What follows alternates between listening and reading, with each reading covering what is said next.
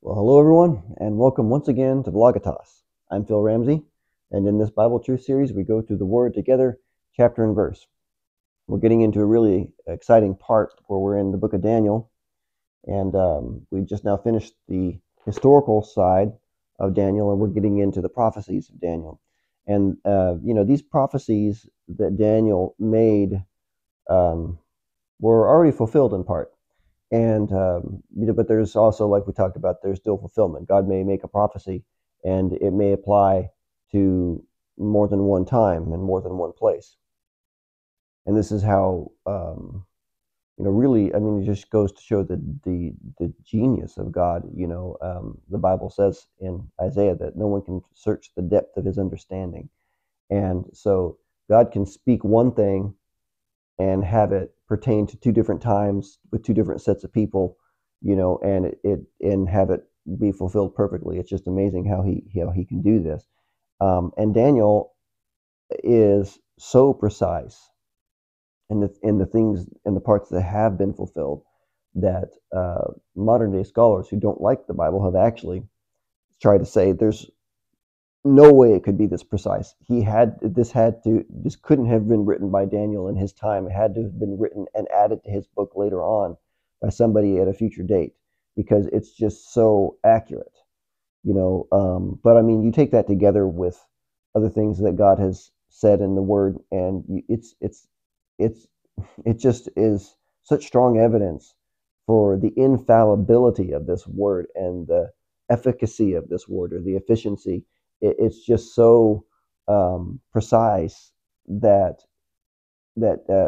people who really study deeply into it, who don't really want to believe, have a hard time with it. Those of us who do believe, we're just like, wow, God's awesome, and He is. But the funny thing is that it's such detailed, strong evidence, because God's not going to provide proof, because at the end of the day, He wants everyone to choose to believe Him. That's what He wants.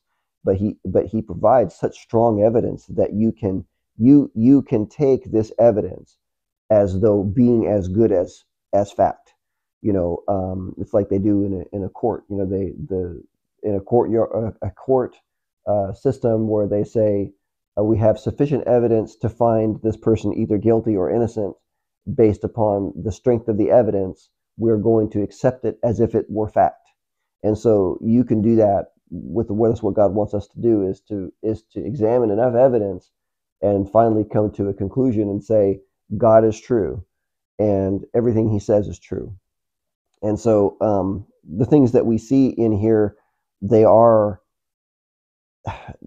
veiled, so to speak, where it's like people say, oh, they write it off and say that stuff's so vague. Well, yeah, it seems vague at first glance, but when you really start to look at it, it's not vague. It's extremely detailed.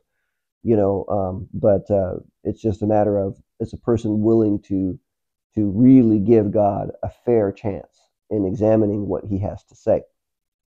So here in Daniel chapter 7, it says, earlier, during the first year of King Belshazzar's reign in Babylon, Daniel had a dream and saw visions as he lay in his bed. He wrote down the dream, and this is what he saw. In my vision that night, I, Daniel, saw a great storm churning the surface of a great sea, with strong winds blowing from every direction. So now remember, when you're interpreting prophecy, God will always use he will use symbolism, and He won't have the symbolism mean one thing in one place and one thing in a different place. A different thing, or I should say, a really contrary thing in a different place. He's always going to have these symbols have similar meanings. Winds blowing represent strife in the earth. So He's like strife in every direction. It's over the surface of a great sea, and the sea represents Gentile nations. And really, the empire of Babylon had swallowed up many nations, and these nations were all subject to Babylon. And so it's like the surface of a great sea. Now Babylon at this time has fallen, but Persia has risen to take its place, and it controls much of the same territory. And so he says, verse 3, then 4 huge beasts came up out of the water, each different from the others. The first beast was like a lion with eagle's wings, as I watched, its wings were pulled off, and it was left standing with its 2 hind feet on the ground like a human being, and it was given a human mind. That's the nation of Babylon. Then I saw a second beast, and it looked like a bear. It was rearing up on one side, and it had 3 ribs in its mouth between its teeth. And I heard a voice saying to it, "Get up, devour the flesh of many people." And many people have said, well, that's Russia, possibly. It's a nation that destroyed many peoples. Yeah. Verse 6. Then the third of these strange beasts appeared, and it looked like a leopard. It had 4 birds' wings on its back, and it had 4 heads. Great authority was given to this beast. Now that's the kingdom of Greece. See, some people would say, well, then the bear is Russia. Possibly, if you follow the same progression with the statue, it would be Persia. But I'm not going to speculate about that. Verse 7. Then in my vision that night I saw a 4th beast, terrifying, dreadful, and very strong. It devoured and crushed its victims with huge iron teeth and trampled their remains beneath its feet. In the King James, it says trampling the residue. So that doesn't necessarily mean its victims or specifically people. It could be the remnants of governments of these things, and vestiges of power or authority, so to speak. It was different from any of the other beasts, and it had 10 horns. Now, I would think then that this is Rome, but remember, Rome was divided. It never really ceased to be. Even now, people refer to the Catholic Church as Rome. But then I'm not saying that the Catholic Church is this 4th beast.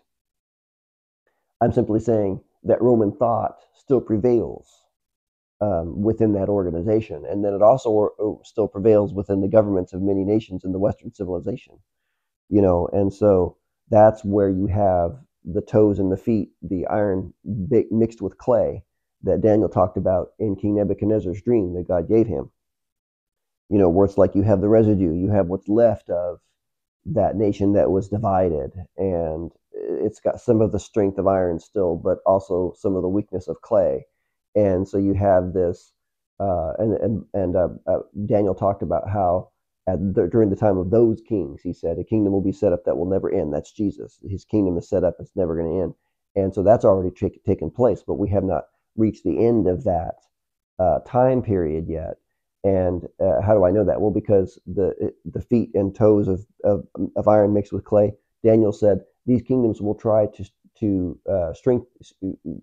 strengthen themselves through intermarriage and through allying with each other. And we still have that in the world today. You have, what do we have? The UN. You have this allying of nations in an attempt to be strong, when in reality there's only a mixed success, a mixed strength, so to speak. Strength mixed with weakness, because they don't agree. They can't fully agree, and so they can't come to full unity on things. And strength only comes through unity. It's what makes the church strong. The fact that we have Jesus, who is our unifying common ground, and the Christians can agree on that. They may disagree on many other things that don't matter, but when things really get tough, the Christians will unify around Christ. They will, because they understand that they need to be unified. So moving on down. Verse 8, as I was looking at the horns, suddenly another small horn appeared among them. 3 of the first horns were torn out by the roots to make room for it. This little horn had eyes like human eyes and a mouth that was boasting arrogantly. That's the Antichrist. The Antichrist is going to take out 3 other rulers to rise up with him, and he takes them out through intrigue and stuff, and we'll see that. Verse 9, I watched as thrones were put in place, and the Ancient One sat down to judge. His clothing was white as snow, his hair like purest wool. That's not because he's an old man, it's because that represents God's purity. He sat on a fiery throne with wheels of blazing fire, and a river of fire was pouring out, flowing from his presence. Millions of angels ministered to him. Many millions stood to attend him. Then the court began its session, and the books were opened. I continued to watch because I could hear the little horn's boastful speech. I kept watching until the 4th beast was killed and its body was destroyed by fire. The other three beasts had their authority taken from them, but they were allowed to live a while longer. So these other nations still exist in the earth, but their power has been taken from them. Verse 13, as my vision continued that night, I saw someone like a son of man coming with the clouds of heaven. He approached the Ancient One and was led into his presence. He was given authority, honor, and sovereignty over all the nations of the world, so that people of every race and nation and language would obey him. His rule is eternal. It will never end. His kingdom will never be destroyed. That's Jesus. Verse 15, I, Daniel, was troubled by all I had seen, and my visions terrified me. So I approached one of those standing beside the throne and asked him what it all meant. He explained it to me like this. These four huge beasts represent four kingdoms that will arise from the earth. But in the end, the holy people of the Most High will be given the kingdom, and they will rule forever and ever. So that fulfills the dream that Daniel interpreted for Nebuchadnezzar, that kingdom, that mountain that was cut from or that stone that was cut from a mountain, but not with human hands, that obliterated all those other nations, and then it rose and covered the entire earth, and that kingdom would never end. And that's the same kingdom that's talked about here. That's why when you read prophecy, you have to understand that more than one thing can symbolize the same thing. Okay. Because, and we saw that too with the different levels of the statue were different kingdoms, the different beasts are different kingdoms. And so God is using a symbol that has characteristics of the thing that is being symbolized. And so that means that sometimes he will apply the same symbol or different symbols to the same thing, because he is showing different characteristics of that one thing that is being symbolized.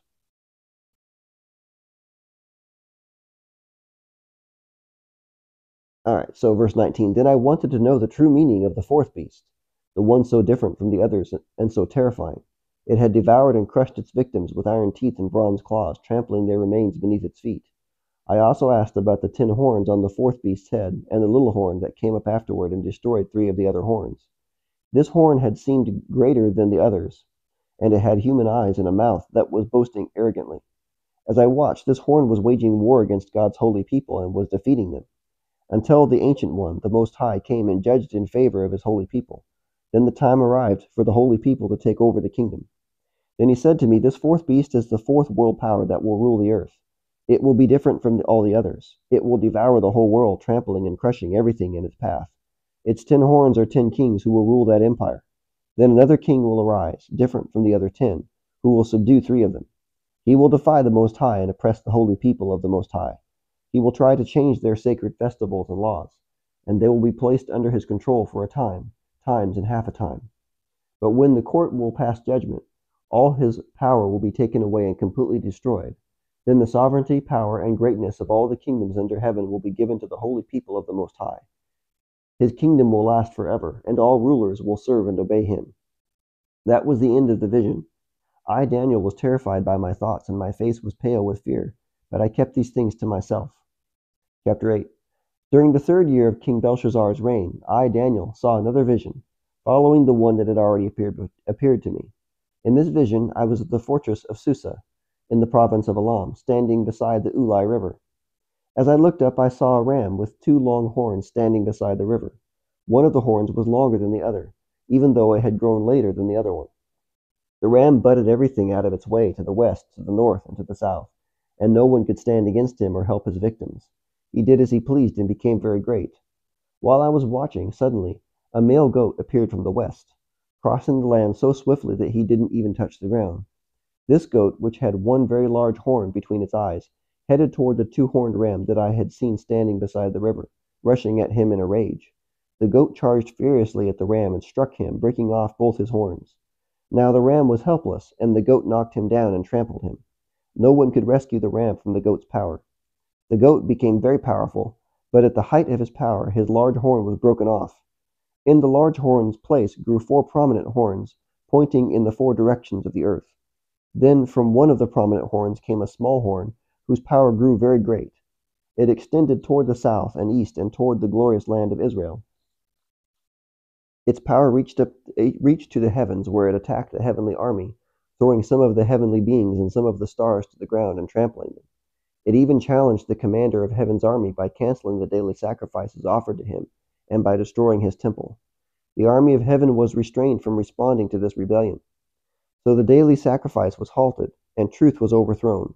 The horn succeeded in everything it did. And so, well, we'll go ahead and we'll see the explanation here in a second, because God does give a partial interpretation. Verse 13. Then I heard two holy ones talking to each other. One of them asked, "How long will the events of this vision last? How long will the rebellion that causes desecration stop the daily sacrifices? How long will the temple and heaven's army be trampled on?"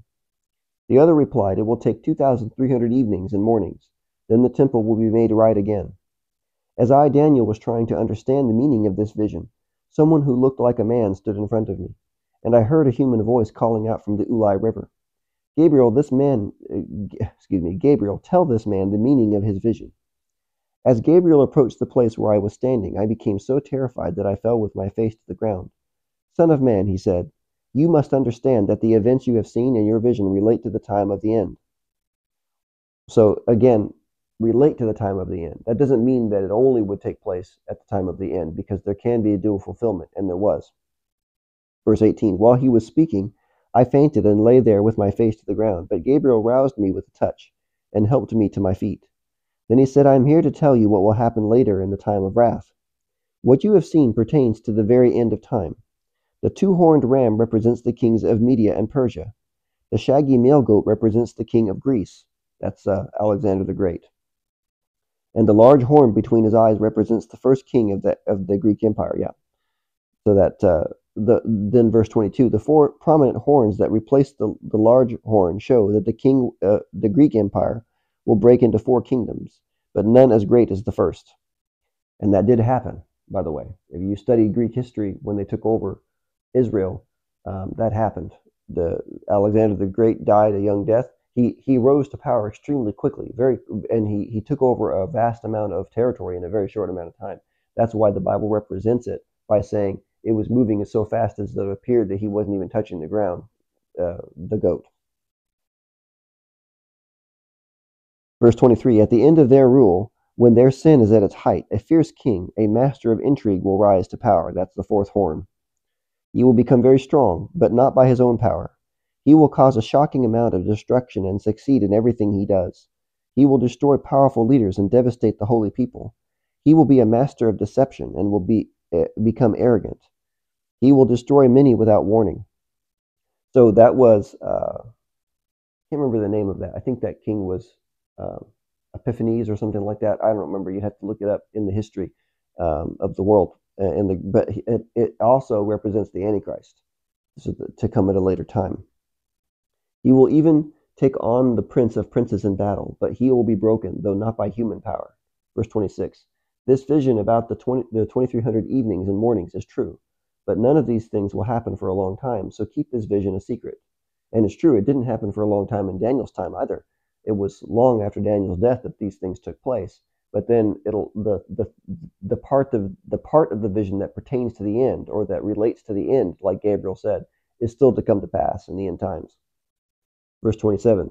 Then I, Daniel, was overcome and lay sick for several days. Afterward I got up and performed my duties for the king, but I was greatly troubled by the vision and could not understand it.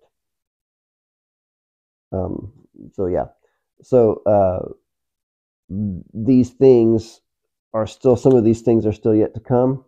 Again, Daniel goes further into the visions he received from God, and they still pertain to these times, except God is giving different symbolism, giving a filling or rounding out some other details of the time. He doesn't give them all, but he gives enough that it was it's very unsettling to people who study the Bible that aren't interested in the things of God, because they're like, this, it's so accurate. How could this be?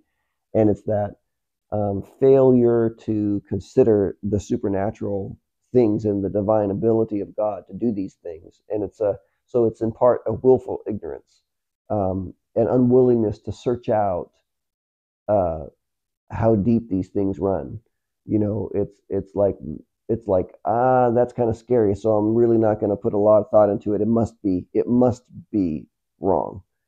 And so there's many reasons why people reject God and the things of God, but God continues to present same truths in a different manner, and so that makes everybody accountable. You see, everybody's accountable for the truth they have been presented, and everyone's presented with the knowledge of God. So let's go ahead and pray. Father, I thank you so much for your goodness and your mercy. I thank you for your insight into things yet to come. I pray, Father God, you help us to know what to do in those times, how best to uh, present the gospel and stay true to the ministry that you have given each of us in this earth, because the ministry you have given us is to walk hand in hand with our life. It's just the way it is. And I thank you for these things, and I praise you. And in Jesus' mighty name I pray. Amen. Well, bless you guys, and we will see you again.